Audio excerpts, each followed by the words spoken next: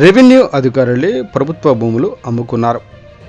ఎర్రగొండపాలెం నియోజకవర్గ ఆలయ సమీక్షా సమావేశంలో పాల్గొన్న సబ్ కలెక్టర్ రాహుల్ మీనాకు బదిలీపై వెళ్లిన తహసీల్దార్ కిరణ్ కుమార్తో పాటు ప్రస్తుత వీఆర్ఓ శివలింగయ్యపై ఫిర్యాదు చేసిన వైసీపీ సీనియర్ నాయకులు మాజీ ఎంపీపీ ఆళ్ల ఆంజనేయరెడ్డి.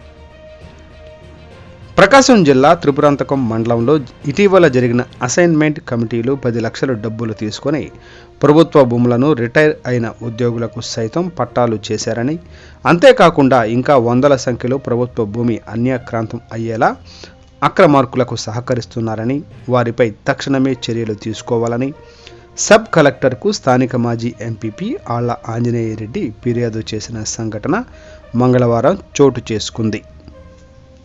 ఎంక్వైరీ చేసుకోండి.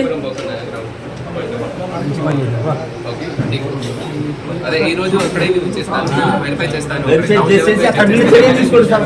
అక్కడ ఎన్ని సార్ చెప్పిరా బౌండరీస్ బాధ్యత ఆలు బాధ్యత సార్ అది పగలగొట్టమని చెప్పిరా ఇచ్చాను. బంగాళ 2 సార్లు ఇచ్చాను. వచ్చినా పర్సనల్ కూడా మాట్లాడాను సార్. ఈ వ్యాపారం నేను